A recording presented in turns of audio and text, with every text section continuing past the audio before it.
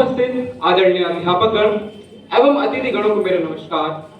आज मैं Borden public school कक्षा 9 का छात्र अभिनव ऋषि आप सभी के समक्ष कैशलेस अर्थव्यवस्था देश के विकास के लिए अच्छी है इस विषय पर अपने विचार पक्ष में रखना चाहूंगा।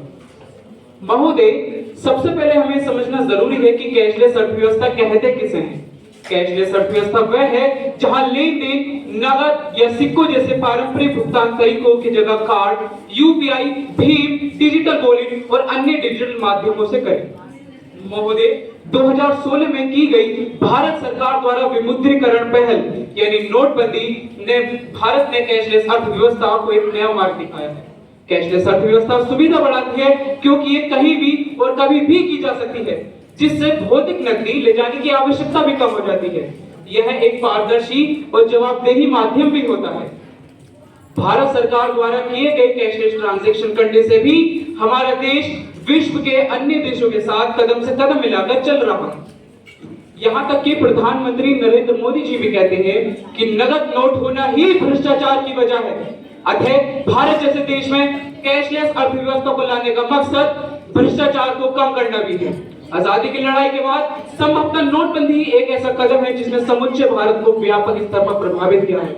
हर एक नागरिक को कैशलेस नोटबंदी ने प्रभावित किया है, परंतु फिर भी भारत की आधे से ज्यादा जनसंख्या बैंकों की तरफ प्रभावित हुई है। तो इससे हमें क्या पता चलता है कि भारत जैसे देश के लिए कैशलेस अर्थव्यवस्था एक अत्यंत महत्वपूर्ण विषय है जिसे हमें आगे बढ़ाना चाहिए।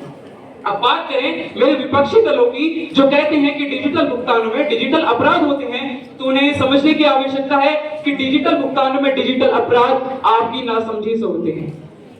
अगर जनता जागरूक हो और सतर्क हो तो डिजिटल अपराध जैसी कोई चीज भी ना हो। यहाँ तक कि आरबीआई भी कहती है जानकार बनिए और सतर्क रहिए। डिजिटल लेन देन के कई से फायदे हैं, जिसमें से कुछ मैं आपके सामने बताना चाहूंगा।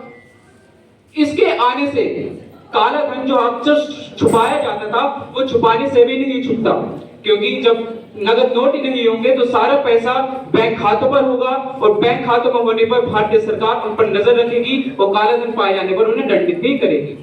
अतः मैं समय सीमा को ध्यान में रखते हुए अपनी वाणी को विश्राम कुछ पंक्तियों से करना चाहूंगा, कुछ शब्दों से कहना चाहूंगा कि भारतीय सरकार को नागरिकों में जागरूकता भी फैलानी होगी और उन्हें समझाना भी होगा कि भारत जैसे देश के लिए कैशलेस अर्थव्यवस्था एक अत्यंत महत्वपूर्ण विषय है जिसे हर एक नागरिक को आगे बढ़ाने के लिए हाथ बटाना होगा। धन्यवाद।